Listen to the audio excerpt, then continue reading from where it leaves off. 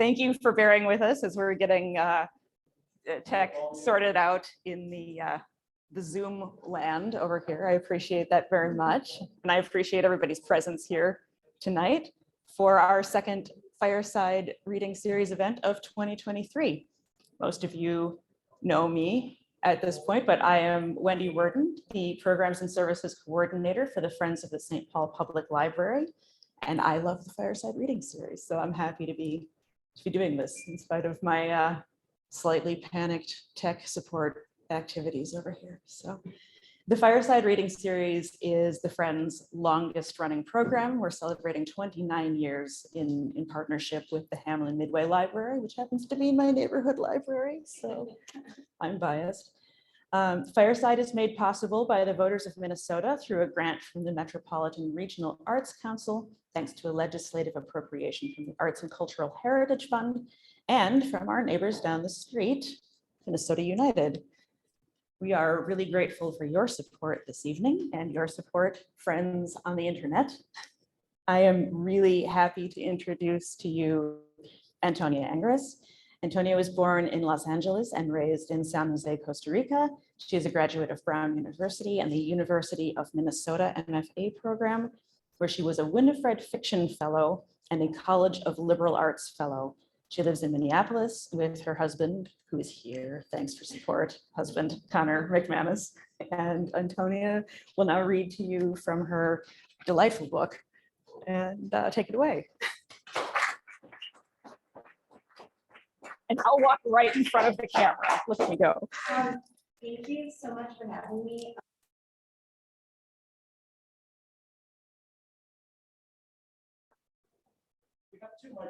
Okay, this is good. All right, sorry about that. Thank you so much for having me. Libraries are the lifeblood of literary culture and community, and I'm really, really grateful to be included in the programming. And thank you for coming out tonight. I'm still amazed when total strangers come to hear me read. So thank you. I'm Antonia. Sirens and Muses is my first novel. It came out about 6 months ago. And it follows 4 striving, struggling artists, first at a New England art college and later in Occupy era New York City. It's a campus novel and a coming of age story about art and ambition and first love. So what I'm going to do is read a little bit from just the very beginning. I won't read very long because one of the things that happens when you publish a book is that you are no longer able to edit it. So reading it is kind of torture. And then I'm going to talk a little bit about how this book came to be. And then I would love to hear your questions. Audience questions are always my favorite part of doing these events. All right. So chapter 1. Louisa's first assignment at Wrynn College of Art was paint home. She'd left home 12 days ago, and now as she looked out the classroom window, it startled her still to see hills and sullen, huddled townhouses, the New England sky close and cold, nothing like at home, where the sky overwhelmed the land, a drama of clouds and rain and strange shafts of tawny light. She'd never been on her own before. Her year at South Louisiana Community College didn't count. She had slept in her old bedroom, borrowed her mother's car to get to class, worked the same shifts at Chez Jacqueline, eaten Sunday dinner at Grandma and Pepe's. Louisa was homesick. It was normal, she told herself. Even at 19, almost 20, it was normal. And so, alone in her studio, she'd cried a little as she painted Lake Martin at dusk, bald cypresses echoed by their dark reflections in the water. It was a placid scene, but ominous, tinged with danger, curdled at the edges like a faded bruise. In the background, low, swollen clouds gleamed with uncanny clarity, and a flutter of pintails took off over the marsh. In the foreground, an ibis waded in the shallows, its bow-shaped beak slicing through the water. Its plumage was a soft, unglossed white, except for its black wingtips. Its pearly blue eye met the viewers. She'd chosen an ibis because Grandma had once told her that it symbolized resilience. It was the last animal to take shelter before a hurricane and the first to reappear after the storm. No, not resilience, Mom had said, overhearing. Regeneration and wisdom. Danger, Louisa thought. Optimism. Dinner, Pepper added. Hunting ibises was illegal, but he'd grown up shooting them for the table and occasionally still brought one home. The meat was orange and fishy. Now, 1,000 miles away from him, Louisa stood alone in an empty classroom. She'd arrived early to secure a spot on the southern wall, and she was pleased with how her painting looked there, bathed in that diffuse northern light, what Mom called painterly light. One window was cracked to let in a breeze, but the room still smelled sharply of oils and turpentine. Afternoon sun gilded the floorboards. As Louisa's classmates arrived and hung their work, she turned to the wall and ran her fingers over the thumbtack holes. The other sophomores all knew each other already, had spent foundation year together, and in their presence, Louisa felt furiously shy. Maureen walked in, a manila folder under her arm. All professors went by their first names at Wrynn, which did nothing to make Maureen less formidable. Though her wardrobe consisted entirely of overlarge t-shirts and paint-stained cargo pants, the pockets full of jangly objects, she carried herself with the pugnacious confidence Louisa occasionally saw in certain older women who'd stopped caring what the world thought of them. "Everyone ready?" said Maureen. She opened the folder. "We'll go alphabetically this time. Louisa Arceneaux, you're up." "Arceneaux," Louisa corrected her softly. "It's French." She shifted so she was standing next to her painting with her back to the wall. She hugged her sketchbook to her chest and as her classmates, all 15 of them, gathered in a semicircle. Only Maureen brought a chair, its legs squeaking against the floor. She set it in front of Louisa's painting and sat down, crossing her arms. There was a long silence, her classmates' faces unreadable. Maureen wore bifocals, and she had a habit of tipping up her chin when appraising a painting, as though she were looking down at it. Finally, Jack Kalikia, who wore a baseball cap embroidered with "Eat the Rich," said, "My problem with your painting isn't that it's kitschy, exactly." He stood near the back, but he towered over everyone, his voice carrying clear across the room. He was known for his digital mashups of assassinated presidents and murdered rappers. The notorious JFK, Tupac Lincoln, Freaky McKinley. "My problem with it is that it screams, 'I am from the South,' but it's like Southern Gothic light." Louisa bristled. She wasn't just from the South, she was from Acadiana. Expelled by the British from Nova Scotia, her Acadian ancestors had settled in the swamps of southwestern Louisiana before it was even a part of the United States. Pepper, who as a child had been beaten for speaking Cajun French at school, had served as an interpreter for American troops in France during World War II. She wasn't Southern, she was Cajun. Louisa flipped to a blank page in her sketchbook. She hunched over and wrote "Southern Gothic light" slowly in neat cursive. "What do we think about the formal elements?" said Maureen. Emma Ochoa, who made brooding canvases about being in a long-distance relationship, said something about the blue in the clouds picking up the color of the bird's eye and giving the painting nice movement. Demir Erdem, who was Turkish and movie star handsome, smiled at Louisa and praised her use of red in the cypress bark. "Movement," Louisa wrote, "cypress bark, red." While making the painting, building the frame, stretching and gessoing and sanding the canvas, sketching out the composition, consulting her photos of Lake Martin, refining her lines with each iteration, Louisa had fallen in love with it. She'd seen what this painting might do, how it might make someone feel. She'd hoped to convey how intensely she experienced the landscape of her home, how heavily the air weighs, hinting at deluge and decay, how plants grow with such vigor that a cat's claw vine can crack a house's foundation. So I'm going to stop there and just talk a little bit about how this book came to be. And then I would love to hear your questions.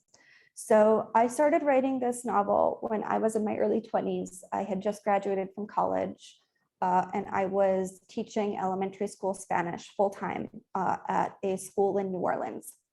And if you've ever been a teacher, you know that it's really, really grueling, especially in the first couple of years. So I wrote really whenever I had a scrap of time. Usually that meant it was in the evenings if I wasn't too tired, or on the weekends. And it was really, really slow going. And after a few years of this, I realized that if I didn't make, some pretty major changes to my material life circumstances, the book just wasn't going to get done. So what I did was I applied to MFA programs all over the country, and I applied to only funded programs, meaning programs that would pay you to go.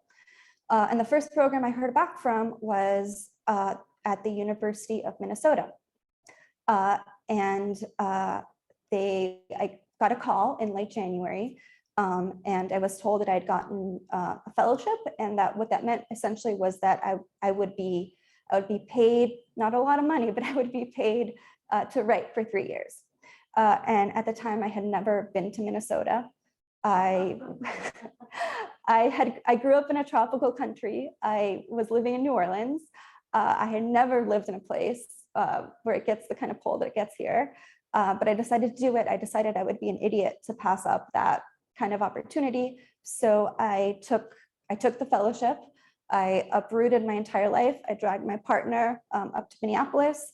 And it was a really life-changing experience. I was able for the first time in my life really to put my writing first and to really make it a priority.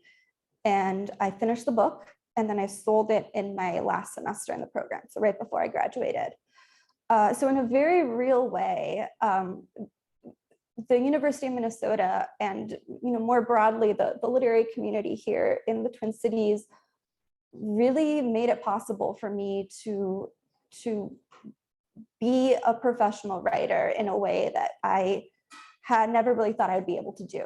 I had always thought that I would be someone who just wrote around, sort of in the margins around my full-time job. And so I think it goes without saying, I stayed in Minneapolis. My partner and I bought a house here last year, and I have no plans to leave.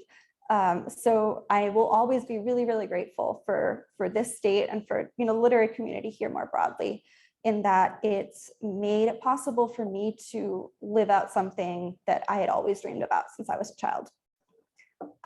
So that's my little spiel about how this book came to be, and I would love to hear your questions if anyone has any. Yes.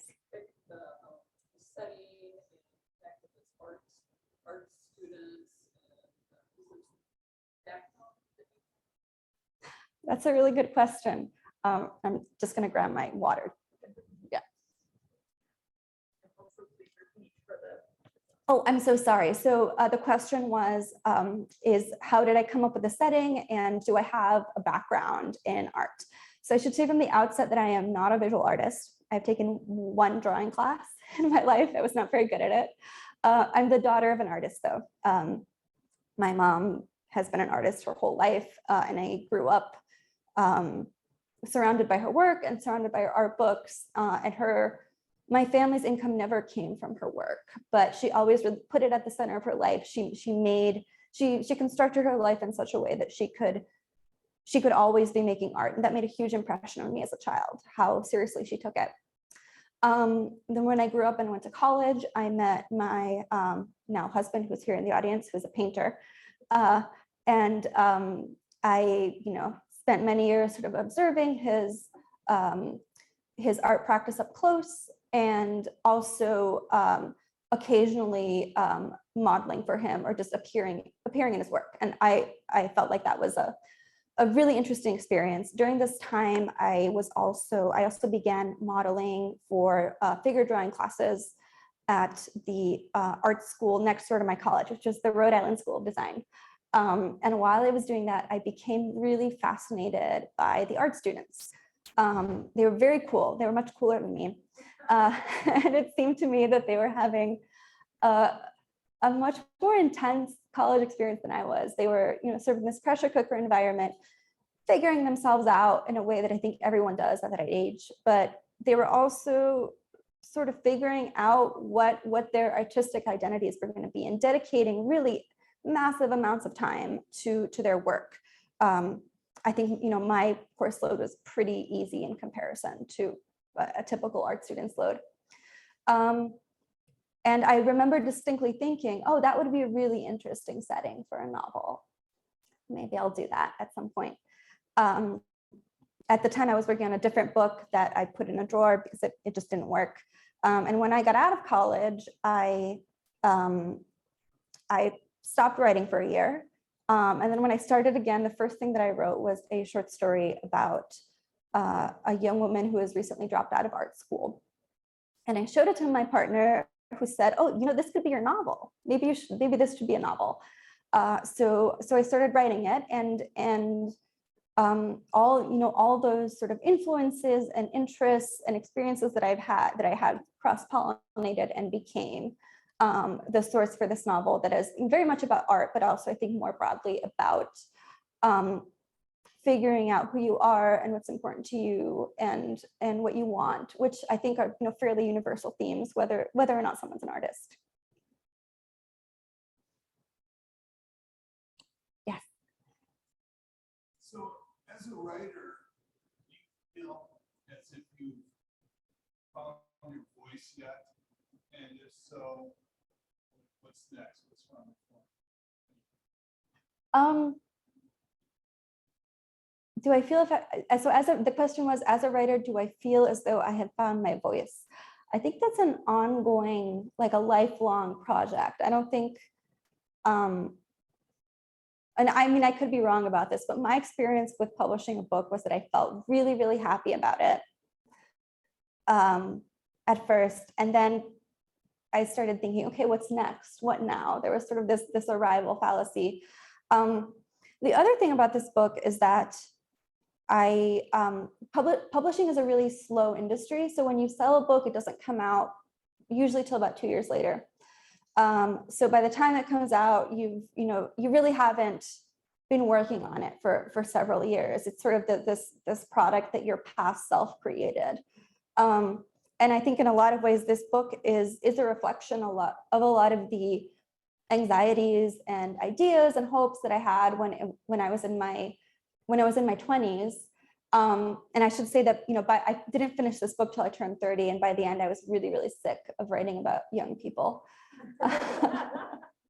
So I think, I don't know whether anyone feels like they've found their voice. I think I found my voice for this sort of part of my life. And my next book will reflect the things that I'm thinking about, as a woman in her 30s.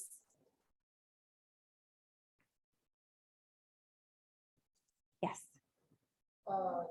Comparison between the art class critiques versus writing program. Versus workshops. In terms of level of pretentiousness and that kind of thing. So the question was, is there a comparison between art critiques and writing workshops in their level of pretentiousness and just people like pontificating? Is that the question?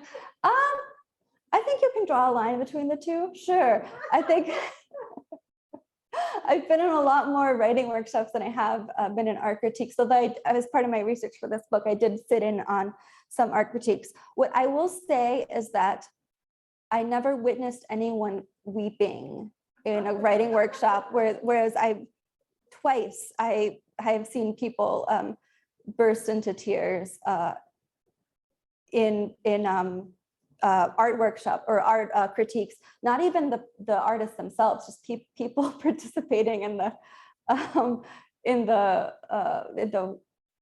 critique. And I think the biggest difference is that in a writing workshop, you get the work ahead of time. So whoever's being workshopped sends out their writing at least a week ahead of time, and you read it and you sort of prepare your feedback, so you have time to think through it.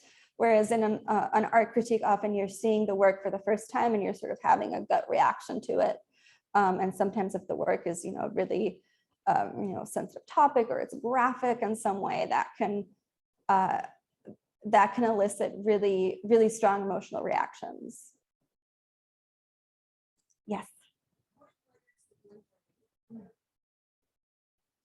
Oh my gosh, so many. Whenever I tell people I've written a campus novel, they say, "Oh, you must love Donna Tartt," and I do. So that's one of the people, one of the writers I really admire. I like Chimamanda Adichie a lot. I love Curtis Sittenfeld, who is also a Twin Cities writer. I love Carmen Marie Machado, Britt Bennett, Sarah Thumpkin Matthews. I love Shirley Jackson. The list is very, very long.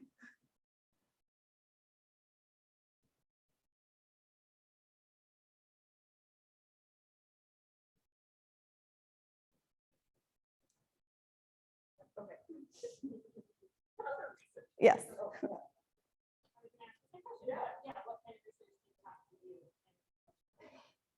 So I was very lucky in that I have a lot of practicing artists in my life. So like I said, my mom's an artist, I'm married to an artist, I have lots of artist friends.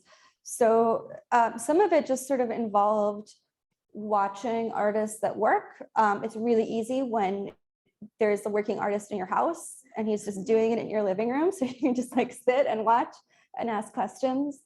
So there was a lot of that.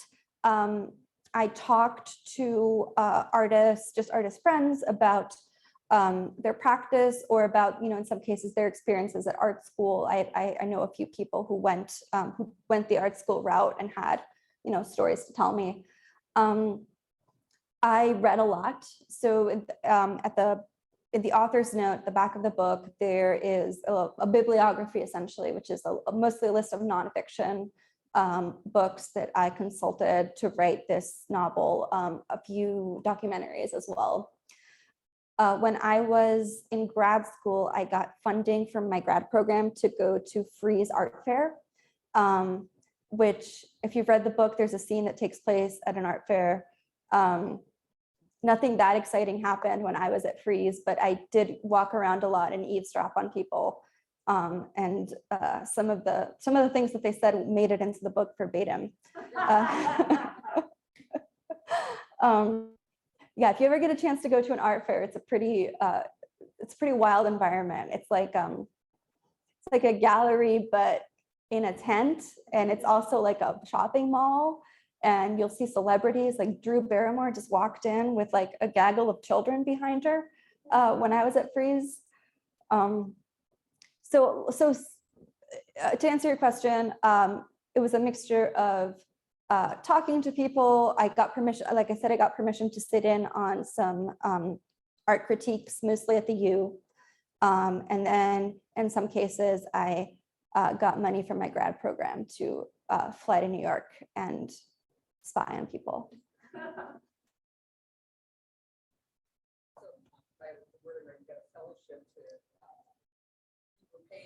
Mm-hmm.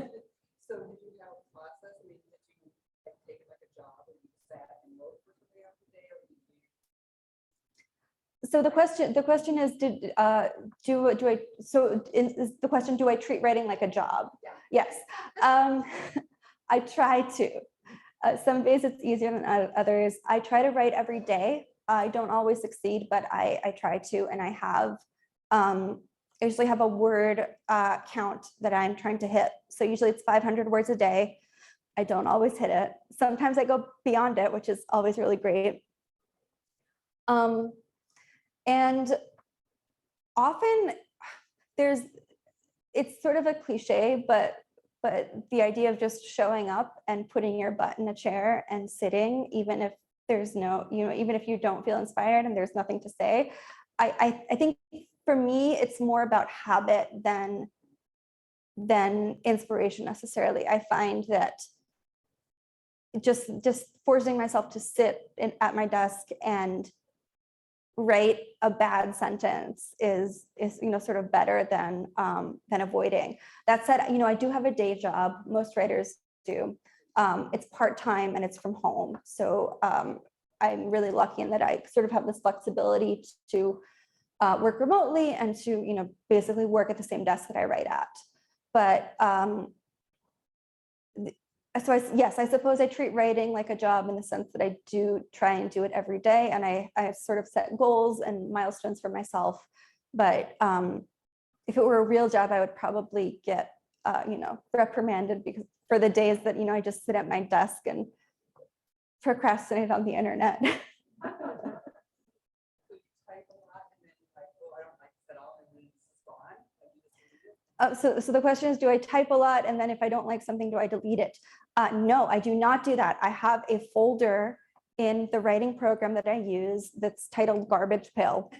And in the I put anything that I delete, I put in the garbage pail. And sometimes what happens is I hated something last month and I put it in the garbage pail. And then I'm writing something new and I realized, oh, I want to pull, sometimes it's just one sentence from something that I wrote last month that I threw away. So in that case, it's really useful to be able to go back into the garbage pail and sift through the trash and pull out the little nugget of gold. I work with, in my day job, I work with high school students on their writing.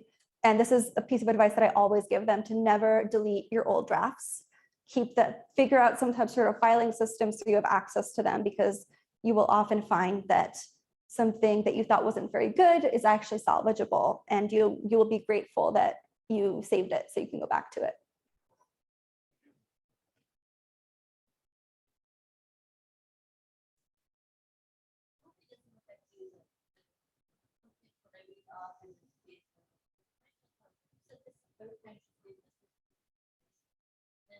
Other kinds of things, did you just say don't sort it?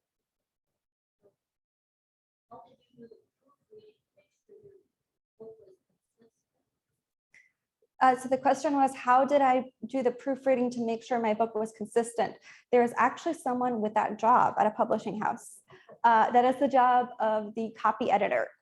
So the job of the copy editor is to go through the text, and they'll take care of stuff like spelling mistakes or grammar mistakes, but they will also keep track of things like, on this page you said so-and-so was wearing a green shirt, and on this page she's wearing a red shirt. What's up with that?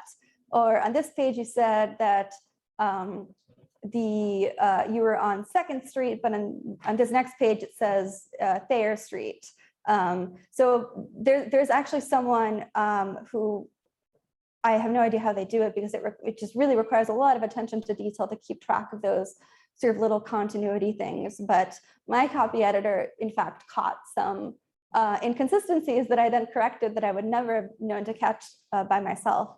They'll also pay attention to things like anachronisms. So if you say, you're writing a book set in the 90s and you say someone has an iPod, they will, likely they will catch that and they will say the iPod wasn't invented until the year 2001. Maybe you want to change this to something else. So that is in fact a job that someone is paid for at the publishing house.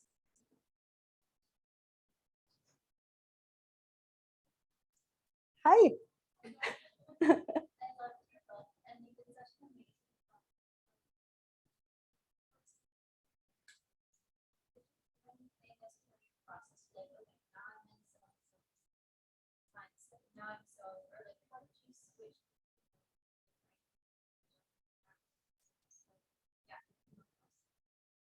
Oh, that's such a good question. This is Catherine. Catherine and I went to college together. So Catherine's question was, so if you haven't read the book, it switches between perspectives. And the question is, did I do anything to put myself in the mindset of a particular character, which is a really good question. So I did do that insofar as I did not really jump around between chapters when I was working on the book. So generally, if I was in the perspective of a character, I would stay in that character's perspective for several days. And sometimes it was sort of a jarring shift. If I had worked on one character's perspective and then, the next week I was going to do this next chapter that had a different perspective, usually the first couple of hours I would sort of read through what I had so far to kind of sink back into that point of view. And then oftentimes I might write something that a reader, I had several people in my life who were sort of reading the book as I wrote it, who would tell me, this voice feels wrong. This sounds more like this other character. You maybe need to address that. But a lot of it just involved spending a lot of time in each perspective and not succumbing to the temptation to jump into someone else's perspective if I reached a stumbling block in the writing.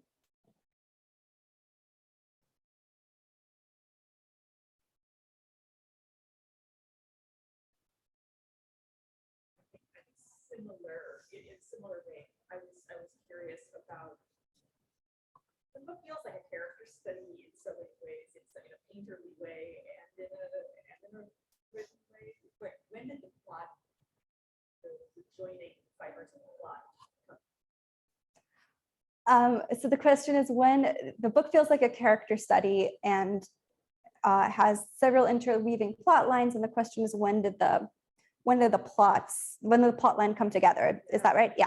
So plot is not my strong suit. Plot and structure are things that don't really come naturally to me. I'm really good with character, and I'm good at writing sentences, and I'm good at sort of atmosphere, but plot is sort of one of my weak points. So my husband is my first reader, has been since I was 20 years old. And he is very good at structure. I think he's an architect, so that checks out. So oftentimes I will have people who are specifically looking, readers who I've asked, sort of specifically to help me with plot, to tell me when the tension is lagging, to tell me if I've missed an opportunity to drive the plot forward. In my initial drafts, I try not to worry too much about plot. I'm sort of in this situation now because I'm writing a new book and it's sort of very early stages, and I'm sort of still figuring out the character, and I'm still figuring out the setting. But once those are in place, I sort of turn to the question of plot and really try and tackle it sort of as a chain of cause and effect on the one hand, but also a process of planting a question for the reader. So, putting a seed of a question or a source of tension in the text, and then when I answer it, often 20 pages later or so, making sure that a different seed has been planted. So making sure that the reader always sort of has a reason to keep reading, either because they want to find out what happens next, or because I've woven in some sort of source of dramatic irony. So plot for me is not intuitive, and I really have to think about it quite consciously and sort of really build it brick by brick, often with the help of people like my first readers, or in this case with the help of my editor. I also use Excel. For this book, I mapped out the plot beat by beat in Excel, and I anticipate doing something similar with my new book. At a certain point, I will print it all out and read through it, and then kind of map it out on a spreadsheet and figure out what the plot's building blocks look like, sort of in a one-page format. I love that. Thank you. Really great answer.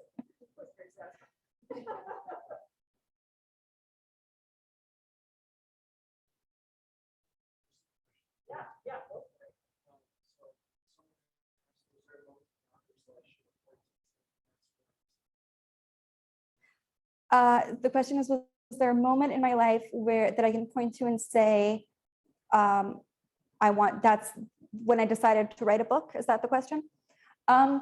There's not one particular moment. I grew up in a family of readers. My parents are both really big readers. My grandmother was a writer. So I grew up around a lot of books. I grew up in a, an environment that really valued reading and storytelling. And I always really, really loved to read. I was a really bookish kid.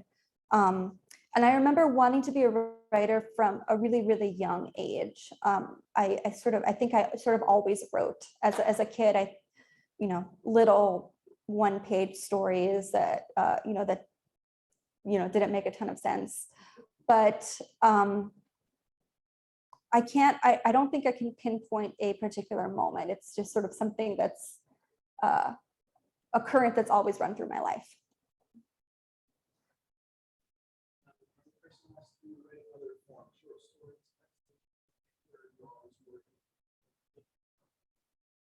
So the question is, do I write in other forms like poetry, essays, short stories, or am I always thinking in the form of novels? So I mostly identify as a novelist. I think that's in part because novels are the form that I like to read the best. Sometimes I'll pick up a short story collection, but generally I really like novels because of their immersive quality. I really like being plunged into a world for days and days at a time. I like the feeling of getting attached to characters and getting to know them over the course of many, many pages. I think that the kind of character development that happens in novels is, pretty unique to that medium. It's the same reason I always make a comparison to TV and movies. I am very much a TV person. I love getting into like long multiple season series. I think for the same reason, because TV to me is a very novelistic medium in that it really allows for multiple interweaving plot lines and really strong and complex character development. And I'm less of a movie fan because they feel, even though I enjoy movies like I enjoy short stories, they feel to me like a little morsel instead of this long sumptuous meal. I will say that I do occasionally write mostly essays. One of the things that happens when you publish a book is that they put you on an essay tour of duty. What that means is that your publicist says you should write some essays that you can publish around the time your book comes out, and they shouldn't be about your book, but they should lightly graze the topic of your book.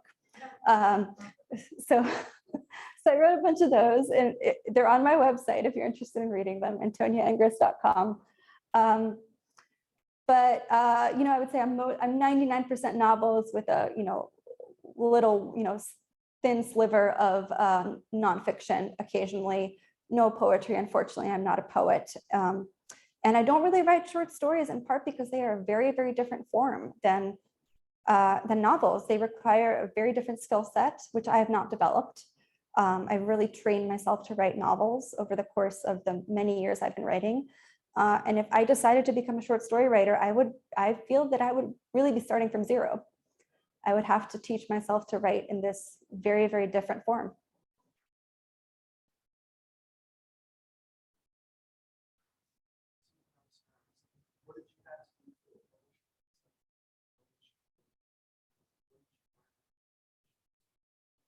So the question is, what did I have to do to get a publisher to accept and publish my book? And then what did I learn through the publishing experience? So to get a publisher to accept and publish my book, I had to write a really good book. And I really don't say that to toot my own horn. Obviously, people have very different. Reading is really subjective. Some people really dislike this book. That's fine. They're entitled to it. But in order to get a book published, you have to get an editor to fall in love with it, which means that they have to receive the manuscript from your agent and read it and say, yes, I can picture this as a book. I can picture what kind of reader is going to love it. I can picture what the cover is going to look like. And I can picture how we're going to promote it. They have to have sort of what's called a vision for the book. And in order for an editor to have that reaction, it has to be really, really polished. So you can't show them a first or second draft. It can't really be half-baked. You have to really have taken it as far as you can on your own. And for me, and I suspect a lot of writers, what that meant is I had to write this book until I was sick of writing it, and then keep writing it a little more. You really sort of have to you have to commit to spending a lot of time with your own work to the point where you just never want to look at it again. Because that's sort of except for, the very lucky few who just, can puke out a beautiful novel on their first try. And I am envious and in awe of them. When you read a book and you think, wow, this is beautiful, this is so, so well written, it just flows so smoothly, 9 times out of 10, that took enormous effort on the part of the author. And the second question is, so what did I learn about the publishing process? And I should say from the outset that I feel very, very lucky to have gotten a book published. It's really difficult. Lots of thousands of manuscripts get submitted to publishers and every year, and not, most of them don't get published. So I should say that I'm very, very grateful to be in the position that I'm in. But one of the things that I've learned going through this process is that writing a book and publishing one are very, very different. When you're writing a book, you are alone with a story. Mostly it's just you and your words. Sometimes you have other people who are reading the work and giving you feedback, but mostly it's a very solitary creative endeavor. And for me, that's where the joy comes from. I love the feeling of being deep in a project and thinking about it all the time and figuring out little narrative problems in my head. It's like walking around with the most wonderful secret inside. And when you publish a book, it becomes public. And not only does it become public, but it becomes a product. And suddenly you are in a meeting with people who are talking about how many copies they want to sell. And they're talking about marketing. And they're talking about who they can get blurbs from. So very, very quickly it becomes a product. And that can be, for me, it was difficult to sort of make that transition from writer to author, I guess. The other thing that I've learned about publishing, which I think every debut writer learns, is that what for you is probably the most important, one of the most important, if not the most important things in your life, to your publisher, as much as they love the book, it's just another book.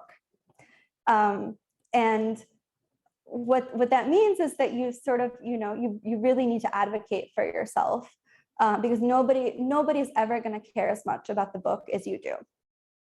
And I think that, I know many, many debut writers who sort of had to learn that the hard way, sort of a baptism by fire. But overall, it's been a positive experience. I feel really grateful and lucky, and I feel the best feeling in the world has been hearing from readers and getting messages or having people come up to me at readings and tell me like what resonated for them. I will never get over how amazing that is. Given the timeline, was this picked up during the middle of COVID? Yeah, it sold in early 2021. So do you actually have face-to-face meetings, or were they all Zoom? They were all on Zoom. I did not meet anyone on my publishing team in person until the book came out.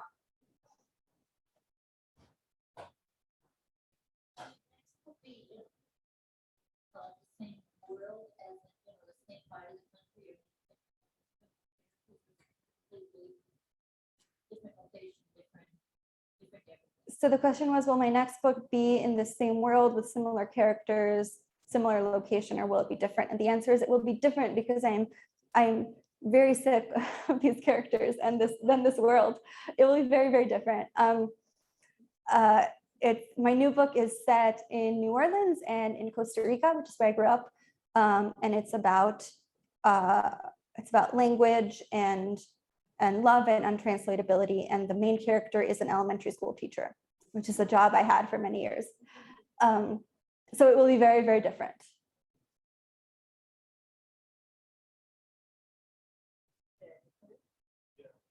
What do you enjoy most about it?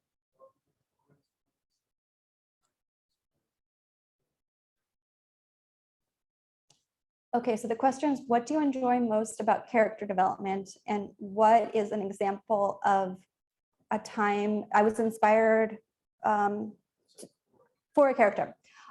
Okay, so character development is really fun because if you're a novelist, you're basically God. You get to do whatever you want with these characters. You're in charge. You're making the world. And so, what that means is that you can have your characters say and do things that you would personally never ever do in real life. I'm a pretty introverted person. I'm not, super adventurous. I spend a lot of time at home with my cats. So when I write, I can write about people who go out and do things that I would never personally want to do. But it sort of gives me an avenue to explore what it's like to be somebody else, what it's like to be in somebody else's head, what it's like to experience the world as another person. I think that's the magic of writing. I think it's also the magic of reading, right? That it really allows you to experience what it might be to occupy someone else's psyche. And let's see, an example of a time that I was inspired to for a character. Oh, I have the perfect example. So writers are like magpies. I think they'll pick up little bits and details and squirrel them away in their pockets and use them for later. So oftentimes little character details in my book are things that I've taken either from people that I know or people that I've heard about or people that I've just encountered in my day-to-day life, total strangers that I've encountered on the street or at the grocery store or whatever. So the or scene that I read to you, there's a moment where the professor, the painting professor Maureen, the narrator says that Maureen had a way, she wore bifocals and she had a way of sort of looking down her nose at a painting. And I remember very clearly where that detail came from. I had just shown a version of this first chapter to one of my writing professors in grad school, Charlie Baxter, who is also a Minnesota writer. It's a wonderful writer. And we were talking about it, and he said, I knew this guy who was an art critic, and he wore bifocals. And whenever he looked at a painting, he had this way of looking down at it. So even if he wasn't, being critical of the painting, you always felt like he was, because he was literally looking down his nose at it. And I thought, oh my God, that's an amazing detail. I'm going to steal that. And I did. I put it in my book. So little things like that for me are, oftentimes I'll just grab tiny little character traits, either, an aspect of a person's physique or like a little, behavioral tick, and I'll sort of steal it and put it in my book. We've got time for maybe one more before I want to do a little bit of Yeah. Besides Charles Baxter, what other University of Minnesota faculty did you work with? Oh my gosh, it's a wonderful program. I worked with many really, really wonderful writers. Vivi Ganeshanathan she was one of my thesis advisors. She actually has a new book out called Brotherless Night. Yes, yeah, she was on NPR today. Yeah, she has an event actually tomorrow at Majors and Quinn. So she's a really, really, really smart, brilliant writer. Julie Schumacher was my other thesis advisor. Her most famous book is Dear Committee Members, which if you like books about academia, you should read that. It's wonderful. It's really, really funny. Other wonderful Minnesota writers and teachers, Catherine Nurnberger, who sounds like did what came to this series last year. She's a poet and a nonfiction writer. And then Douglas Kearney is another really wonderful teacher that I worked with, who is won the Minnesota Book Award last year for poetry. And he's also a nonfiction writer. And they've got two new professors now who I don't know because I graduated 2 years ago. But their names are Megan Giddings and I'm blanking on the other woman's name. Her first name's Amina, and I forget her last name. She has a book called The Return of Faraz Ali. But yeah, it's a really wonderful program. There are lots of really great writers in the Twin Cities. It's kind of amazing how many of them occupy such a small radius. Okay, well, thank you. So I'm going to walk in front of the camera again. I'm going to go behind the camera, going behind the camera like a pro. Here we go. So thank you, thank you, thank you, thank you. Thank you for your attention.